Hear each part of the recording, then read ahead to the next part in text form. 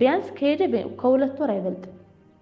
ከሄደ ሄድኩኝ ብሎ ቪዲዮ ሄድ ዘው ሰና ውስጥ ማለት ነው አግብቷል። አንድ የመኒ ሴት ትንሽ ናት አግብቷል። مشاكل ومستعدين يعني وزوجي كده يتزوج واحدة يمنية وسنة القديمة وانا ما جايبات تجرى رقاوة قايتولا أنا كان أنجلو ورد إيراكوني جتشول أنا هندمتي دير dubartiinis hundamiti kan balleessitu shamarris dhiirris hundamiti kan balleessu jechuudha. Warri dhiiraa kuni warreen akkana dubartii qaqayyaruu bartan warreen dubartii qaqayyaratu malee isinii ta'uu didde kun maali sila maalumati isin keessa jira isuma dhugaa dubbachuudhaaf jechuudha. Ani viidiyoo sumayyaa qubna garumaanis silkee of jala kaa'ee taa'ee dhaggeeffadhe dhugaa waaqa qubna garumaanin taa'ee dhaggeeffadhe jechuudha. Garuu maali wanna akkanaa kun ani nama nu dhugaa waaqa akkana malee hindi Saidoon dhugumaan achi Yamaniin deemee raawwatee dubartii Arabaa fuudhe moo achi ajaa'iba jedhe ajaa'iba isa dhugaa waaqa kun ajaa'ibuma guddaadha. Ani guyyaa darbe viidiyoo wayii dhaggeeffadheetiin ture viidiyoo ayyuu TikTok irratti dhaggeeffadhe isayyuu sammuna kan ofii kootiif fayyaan qabu waan ta'eef viidiyoo nama deemee ilaalaan jiru isa dhugaa waaqa dubbachuudhaaf jechuudha. Viidiyoo nama deemee ilaalaan jiru akka carraa ta'ee TikTok irra seene tanani viidiyoo ayyuu arge maal jetti nama gorsaa jirti jechuudha. Namoonni dubartoonni jette shamarrani dhiira isin jaalate malee dhiira ofii keessanii jaalattanitti hin heerumina. Dhiira isin jaalate malee kan isin jaalattanitti hin heerumina. Kan isin jaalattanii guyyaa tokko gatee isinirraa bada. Yoo ofii isaati isin jaalate malee yoo isin jaalattanii raawwattanii itti dhaxxanii guyyaa tokko isin gatee isinirraa bada. Rakkoon ani keessa jiru nama naaf hin argine jettee raawwattee viidiyoo isin dubbatte tokko arge. Dhugaa waaqa jechuudha. Baay'ee tokko na gaddisiistee ijoolleetu achitti irratti achi YouTube irratti gallakkistee TikTok irra geessan natti fakkaata. Ilaalee sanani innaa sanan sitti maa hin turre. Zedeen keessa kan kooti dhiise. Maaltu natti dhagahame immoo jireenya nani keessa jiraataa jiru kana natti dhagahame. Isa dhugaa dubbachuudhaaf jechuudha. Garuu ani abbaa manaa kooti ofii kooti jaaladhee miti jechuudha. Ofuma na jaallatee na fuudhe garuu deebisee har'a ofuma isaatii nagatee bade malee nama jaallatee dhafisi nama wajjin hin hafu. Isuma dhugaa dubbachuudhaaf yoo ta'e jaallatteedhaafis sigatee hin badu. Dhugaa yoo ta'e jechuudha. Maaliifini yeroo kana keessa jechuudha. Bakka gaggalabbaxaadha yeroon isaa gaggaragalaadha yeroon isaa jireenya faana namni kamiyyuu gaggaragalaa jiraate bakka tokko dhaabataatii hin jiru murtee tokko murteeffataatii hin jiru sababa kana ta'eefu jaallatteedhaafis sigatee hin badu si jaallatteedhaafis immoo si faanaan ta'a yoo rabbummaa namti qalbii mijeesseef yoo rabbummaa namti qalbii tolche yoo rabbummaa namti ganama eebbise yoo ta'e malee kan warra eebbise tokko yoo rabbummaa namti eebbisee sii kenne malee jaalatteedhaaf hin miidhamtu jaalatamteedhaaf immoo jireenya keetti gammaddeen jiraattu isa dhugaa dubbachuudhaaf jechuudha. So kanaaf iyyuu maal isinitti fakkaata amma kaasumayyaan akka itti yaa jirtutti arabtittiin maal jechaanii turte jalqaba viidiyoo fi cuwayii jalqaba isinii galcheetiin jira. Arabtittiin maal jechaanii turte sumayyaanis immoo maal akka jechaa turte hundi keessanii dhageessanii jirtu jechuudha. Namoonni mataa koon arguu jira isa dhugaa rabbi jechuudha. Sammuna kana fayyaa kan koomiti garuu wanti ati keessa kee jirtu madaa keessa kee jiru gaafa namni tokko dubbatu sin callisiisu jechuudha. Sillee si dubbisa waan si dubbisu jira. Maaliifini iddoo kanatti yeroo dura darbee nama hundaanuu lolaa turre ayyuudhaan lolaa turre sumayyaadhaan lolaa turre saidoodhaan lolaa turre namni itti lolin hin jiru. Garuu deemte dhufte manuma keessatti gaafa nu galtutu immoo jira jechuudha dubbittii suni. Haa ta'u malee sumayyaa nama maal jechaatii jirti intalittiin arabtittiin maal jechaanii jirti arabaatti haasofti.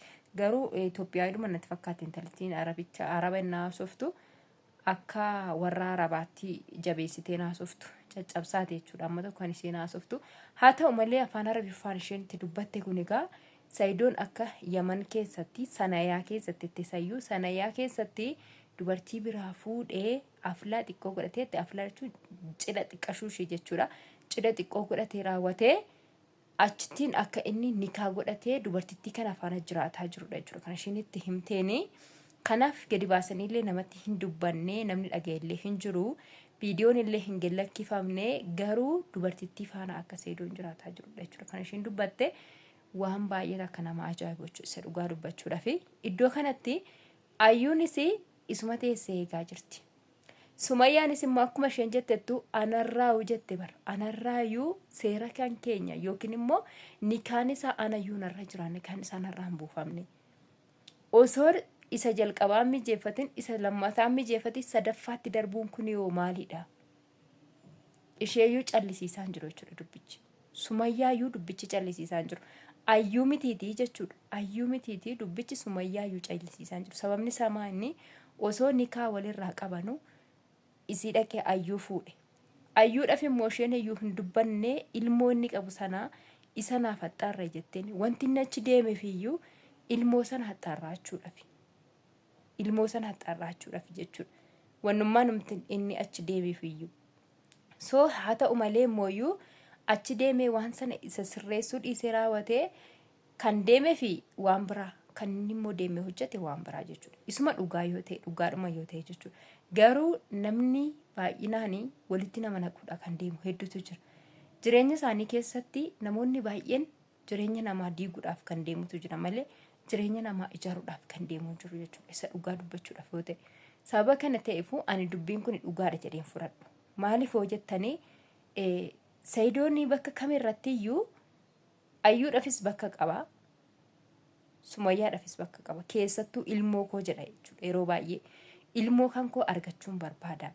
Isaaniif jedhee raawwadhee biyya meeqa deemaa jira. Naashin achiin deeme asin deeme naan jettu isaaniif jedhee raawwadhee asiif achi deeme jira. Isaaniif jedhee lubbuu koo dhabeetiin oolee. Sababa kana ta'eefuu ilmoo koo nan barbaada. Viidiyoo haala darbe inni hojjetu irratti argitanii jirtu. Sumayyaanii Ayyuu dhiisi Ayyuu hiikii yoonaan jettee hiikee ilmoo kootti nan deebi'a jechaati ture jechuudha.